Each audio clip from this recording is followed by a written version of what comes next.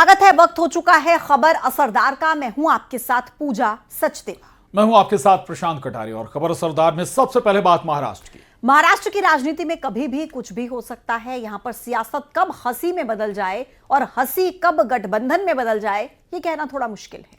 ताजा मामला महाराष्ट्र विधान परिषद से सामने आया, जहां विपक्ष के नेता की विदाई के दौरान मुख्यमंत्री देवेंद्र फडणवीस ने उद्धव ठाकरे को एक ऐसा ऑफर दे दिया जिससे महाराष्ट्र की राजनीति में नई अटकलें शुरू हो गई हैं।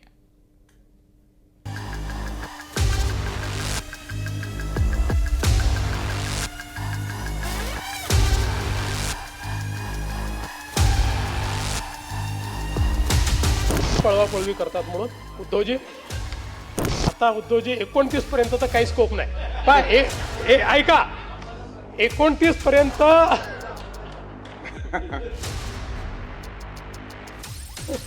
आम्हाला तिकडे याचा स्कोप उरला नाही। 29 तुम्हाला इकडे याचा स्कोप विचार करता येईल, म्हणजे त्याचा विचार आपण वेगळ्या पद्धतीने करू, पण आम्हाला तिकडे याचा स्कोप हा काही या ठिकाणी उरलेला नाही।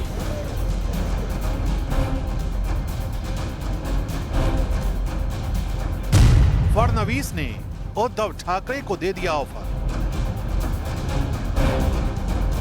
क्या महाराष्ट्र में पक रही है नई खिचड़ी?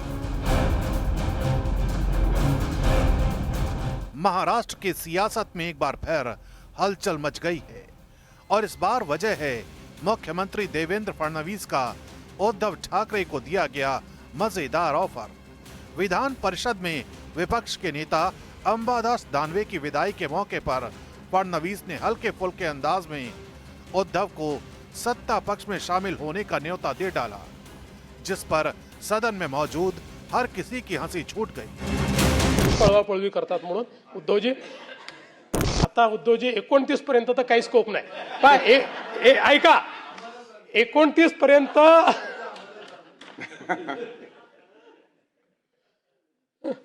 आम्हाला तिकडे याचा स्कोप उरला नाही। 29 तुम्हाला इकडे याचा स्कोप आता विचार करता येईल, म्हणजे त्याचा विचार आपण वेगळ्या पद्धतीने करू, पण आम्हाला तिकडे याचा स्कोप हा काही या ठिकाणी उरलेला नहीं। महाराष्ट्र के सीएम के इस बयान से सदन में जमकर ठहाके लगी, लेकिन शिवसेना उद्धव गुट के खेमे में सन्नाटा छा गया। बाद में उद्धव ने मजाक बताते हुए कहा, ऐसी बातें हंसी मजाक में होती हैं, इन्हें वैसे ही लेना चाहिए। उनके बेटे आदित्य ठाकरे ने भी माहौल को हल्का रखते हुए कहा कि सदन में हंसी मजाक का माहौल होना चाहिए, न कि खींचतान का। ये थोड़ा हाउस में ऐसे हंसी मजाक का माहौल होना भी चाहिए, नहीं तो कभी कभी आप देखते हो खींचातानी बहुत हो जाती है। लेकिन मुझे लगता है कि पार्टीज के बियॉन्ड जब आप हाउस में बात करते हो तो ऐसे संवाद होना चाहिए, सिर्फ वाद नहीं होना चाहिए। देवेंद्र फडणवीस उद्धव की हंसी, पक रही है नई खिचड़ी। विधानमंडल में फडणवीस का यह बयान भले ही मजाकिया अंदाज में था, लेकिन महाराष्ट्र की सियासत में इसका मतलब गहरा हो सकता है। बीएमसी चुनाव से ठीक पहले उद्धव ठाकरे और उनके चचेरे भाई राज ठाकरे की एकजुटता ने बीजेपी के माथे पर बल ला दिया है। ऐसे में सवाल ये उठता है कि अब फडणवीस का यह ऑफर क्या सिर्फ हंसी मजाक है या बीजेपी और शिवसेना के बीच पुरानी दोस्ती फिर से जगाने की कोशिश? चुनाव से पहले कुछ भी हो सकता है। बीएमसी चुनाव से पहले कुछ भी हो सकता है।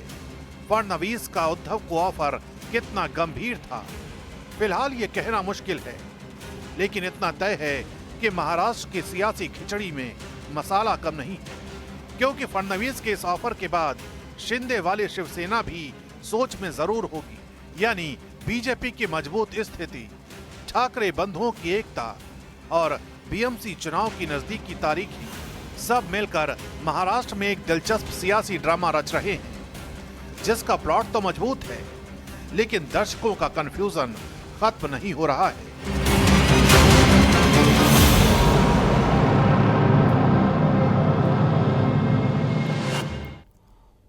बिहार में वोटर लिस्ट शुद्धिकरण के अलावा देश में जो नया विवाद छिड़ा हुआ है वो है इतिहास का शुद्धिकरण। इसे शुद्धिकरण या आप भूल सुधार भी कह सकते हैं। इस शुद्धिकरण अभियान में एनसीईआरटी ने 8वीं क्लास के इतिहास की किताबों में वो भूल सुधार की है जिसमें क्रूर लुटेरे मुगलों का महिमा मंडन करते हुए उन्हें महान बताया गया था। रिपोर्ट देखिए।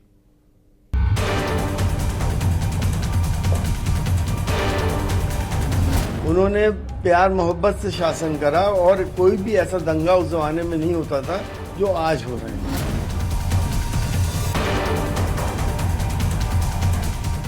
एनसीईआरटी ने 8वीं क्लास की सोशल साइंस वाली किताब में बड़ा बदलाव किया है और कई पुराने ऐतिहासिक नैरेटिव को खुले आईने की तरह पेश कर दिया है, क्योंकि अब तक मुगल शासकों को सिर्फ महान, उदार, टॉलरेंट और शानदार योद्धा और शासक के तौर पर पेश किया जाता था, उसकी कलई खोल दी गई है। अब बाबर को क्रूर और निर्दयी विजेता, अकबर को सहिष्णुता और क्रूर का मिश्रण, औरंगजेब को मंदिर और गुरुद्वारे तोड़ने वाला बताया गया है, लेकिन ये सच्चाई विपक्ष हजम नहीं कर पा रहा।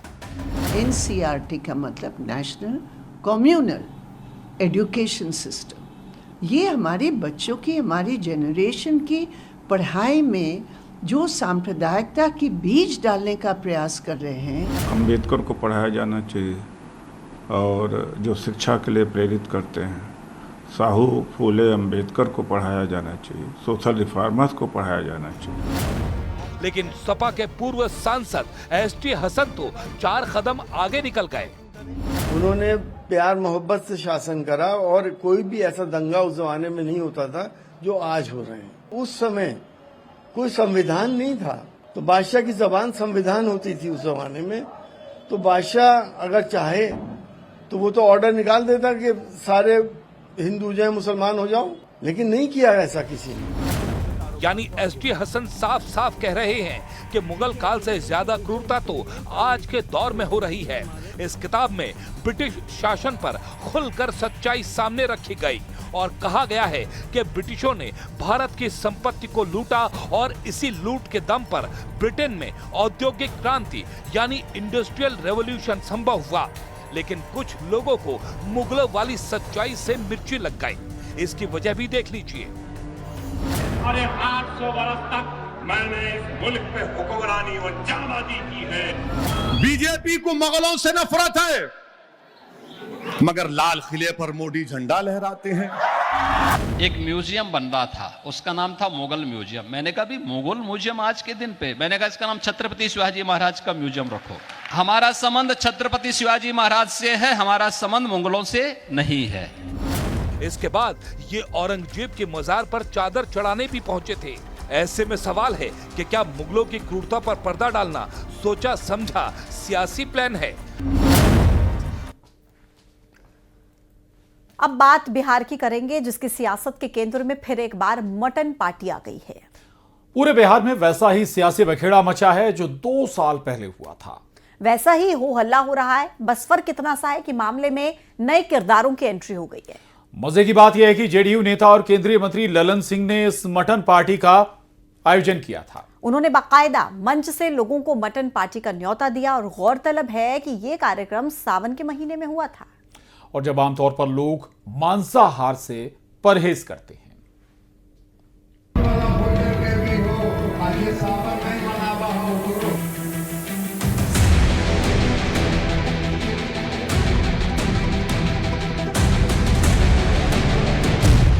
सावन में केंद्रीय मंत्री लल्लन सिंह की मटन पार्टी।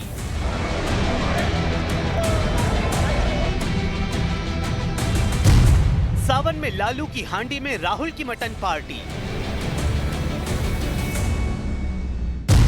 नवरात्र में सहानी की थाली में तेजस्वी की मछली पार्टी। सावन में खिलाया मटन, बिहार में सियासत टनाटन। बिहार के सियासी गलियारे में नॉनवेज पार्टी हमेशा ही विवादों में रही है। अगस्त 2023 में लालू यादव के घर पहुंचे राहुल गांधी के ग्रैंड वेलकम में लालू यादव ने खुद मटन बनाकर खिलाया था, तो हंगामा हो गया था क्योंकि सावन था। फिर 2024 में लोकसभा चुनाव के दौरान वीआईपी वाले मुकेश साहनी और तेजस्वी यादव एक ही थाली में मछली खाते सामने आए तो बवाल हो गया, क्योंकि मछली की पार्टी का वीडियो नवरात्र में वायरल हुआ था। और अब एक बार फिर बिहार की सियासत में मटन पर सियासत टनाटन हो गई है। मामला जेडीयू के लल्लन सिंह से जुड़ा है, जहां केंद्रीय मंत्री लल्लन सिंह ने लखीसराय के सूर्यगढ़ा में 472 करोड़ रुपए की सड़क और पुल निर्माण परियोजनाओं के शिलान्यास के मौके पर एक रैली आयोजित की थी। रैली के बाद मटन भोज का आयोजन किया गया, जिसमें हजारों लोगों ने हिस्सा लिया था। भोज का ऐलान खुद लल्लन सिंह ने किया। बढ़िया भोजन हो, सावन के भी इंतजाम हो, सावन वाला भोजन के भी हो, आज ये सावन नहीं मनावा हो है। बस लल्लन सिंह का इतना कहना था कि भीड़ टूट पड़ी मटन पार्टी पर।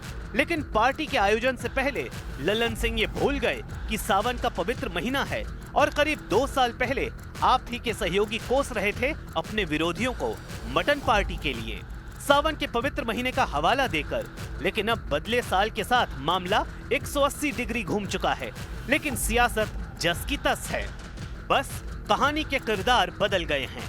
कल तक सावन में राहुल को मटन पार्टी देने वाली आरजेडी अब उसी मटन पार्टी के लिए जेडीयू और बीजेपी दोनों को ही घेर रही है।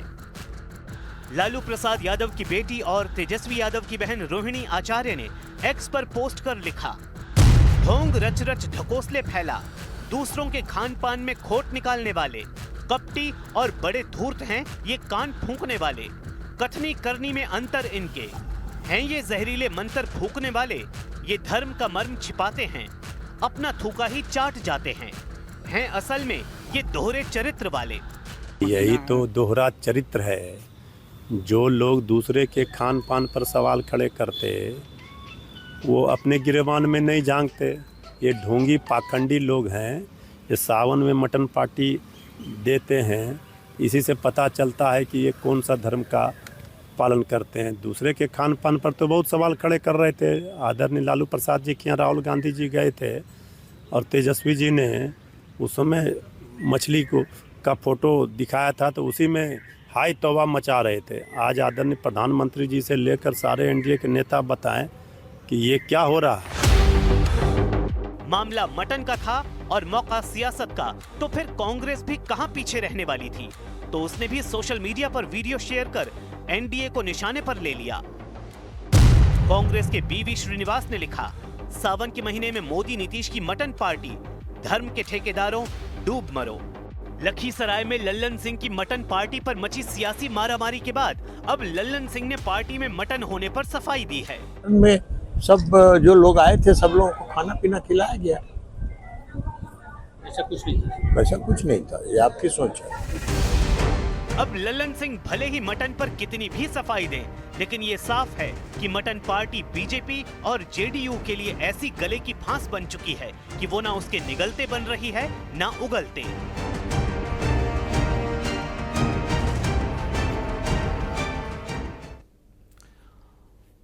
और उधर सपा प्रमुख अखिलेश यादव के इटावा में केदारेश्वर मंदिर का निर्माण करवाए जाने से केदारनाथ तीर्थ पुरोहित समाज में गुस्सा फैल गया है। उन्होंने कहा कि जिस प्रकार दिल्ली में केदारनाथ धाम नाम से मंदिर निर्माण का विरोध किया गया, ठीक उसी तरह केदारेश्वर मंदिर का भी विरोध किया जाएगा। इटावा में अखिलेश यादव ने केदारनाथ मंदिर की तर्ज पर केदारेश्वर मंदिर का निर्माण कराया है।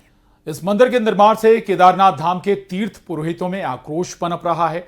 तीर्थ पुरोहित अब विरोध प्रदर्शन की चेतावनी दे रहे हैं।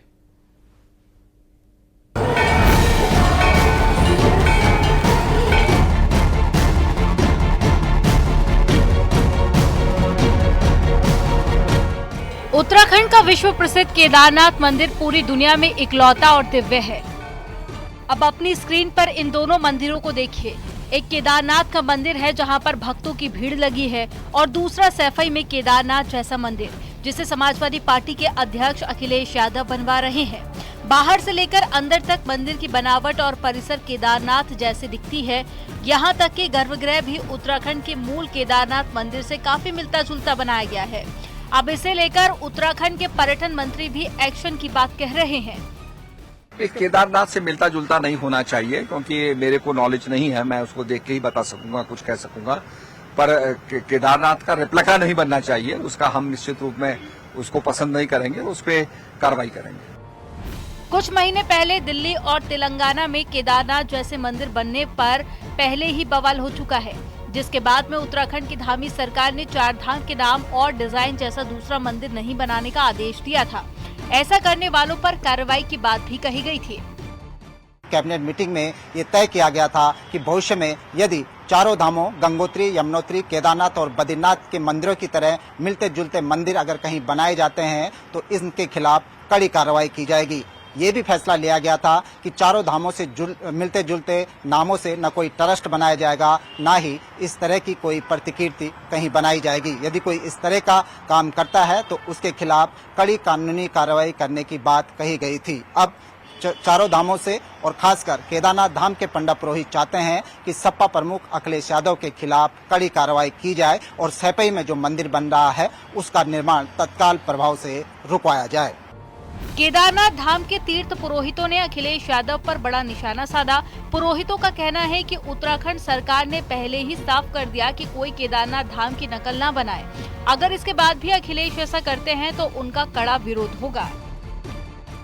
उत्तराखंड के कैबिनेट में ये प्रस्ताव पारित था कि अब जाकर के ये केदारनाथ का प्रतिचिन्ह का मंदिर बिल्कुल नहीं बनेगा।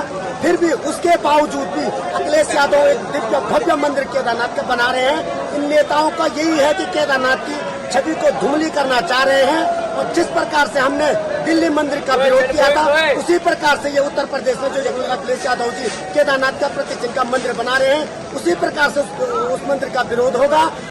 हिंदू संगठनों ने भी इटावा के केदारेश्वर मंदिर पर सवाल उठाए और पूछा कि क्या अखिलेश मूल मंदिर की आस्था और छवि को कम करना चाहते हैं। उन्होंने अपने यहाँ जिस मंदिर का निर्माण किया है उसका नाम केदारनाथ धाम रख दिया है।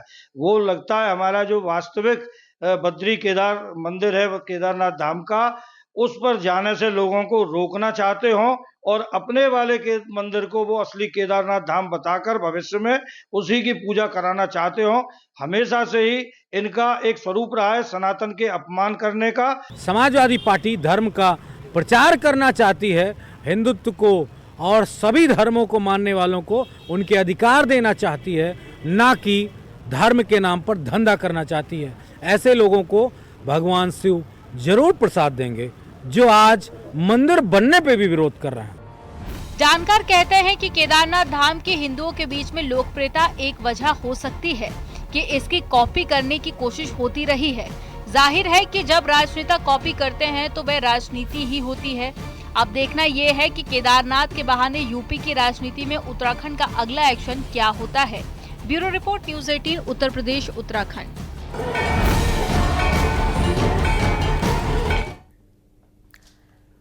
जलालुद्दीन उर्फ छांगुर बाबा के जुर्म का पूरा हिसाब किताब हो रहा है।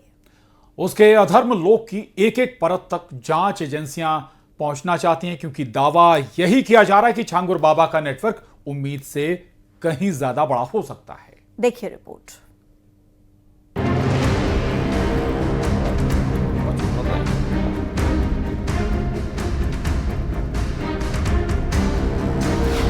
बेनकाब हो रहा है छांगुर बाबा का अधर्म लोक।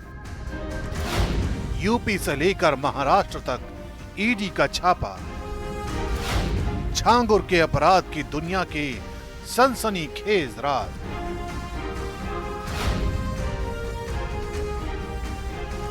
जलालुद्दीन उर्फ छांगुर बाबा के जुर्म का पूरा हिसाब किताब हो रहा है।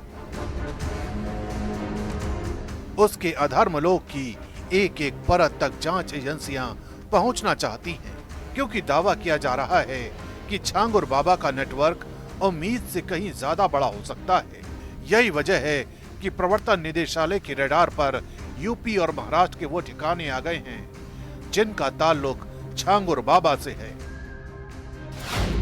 खबर है कि ईडी ने छांगुर बाबा के 14 ठिकानों पर छापेमारी की है।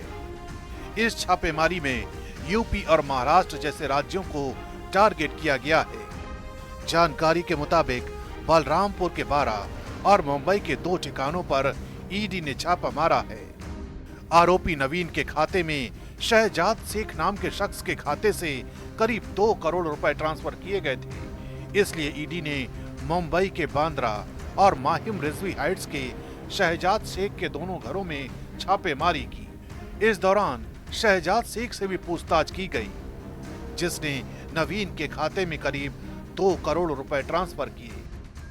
जलालुद्दीन उस छांगुर की कोठी पर इस समय हम मौजूद हैं, वही कोठी जहां पर बुलडोजर की कार्रवाई हुई थी, जहां से काले साम्राज्य का संचालन किया जा रहा था। वहां पर ईडी पहुंच चुकी है। ईडी के अधिकारी अंदर तमाम दस्तावेजों की छानबीन कर रहे हैं। ये वही कोठी है जहां से कहा जा रहा है कि मधुपुर से ही इसी कोठी से पूरे काले साम्राज्य का धर्मांतरण के काले साम्राज्य का संचालन किया जा रहा था। इस बीच लखनऊ के बंथरा सीएचसी से मेडिकल कराने के बाद जब छांगुर बाबा बाहर निकला तो उसने खुद को बेकसूर बताया। हम बेकसूर हैं, हम कुछ नहीं जानते। लेकिन छांगुर बाबा के अपराध का नेक्सस कितना बड़ा है, इसे समझने के लिए छांगुर बाबा के पूर्व मुंशी अरजीत कश्यप का बयान सुनिए, जिसमें वो ये आरोप लगा रहे हैं कि मीडिया में बयान देने के बाद बाबा के समर्थक किस कदर बौखला गए हैं। न सिर्फ वो मारपीट पर आमादा हैं, बल्कि जान से मारने की धमकी दे रहे हैं।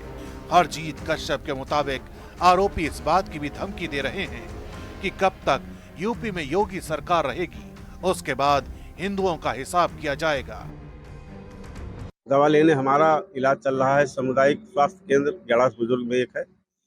हमें उतरवाला से पहले डुमरियागंज वाले रोड पर 3 लोग मिलते हैं, यही रियाज, नवाब, कमालुद्दीन। गाड़ी रुकवाए, धमकी दिए, यहाँ तक कहे कि 24 घंटे में जा करके लखनऊ एसटीएफ में जा करके अपना बयान वापस ले लो, नहीं तुमको तुम्हारे परिवार को जान से मार दिया जाएगा। और जिस के कहने पर तुम कर रहे हो, जो तुम्हारा विश्व हिंदू परिषद का जो अगुवा है, अध्यक्ष है, उसको को मरवा देंगे। यही वजह है कि छांगुर बाबा और उसके एक एक करीबी पर शिकंजा कसता जा रहा है। लेकिन सबसे बड़ा सवाल यही है कि आखिर कैसे छांगुर बाबा अपने अपराध की दुनिया को विस्तार देता रहा।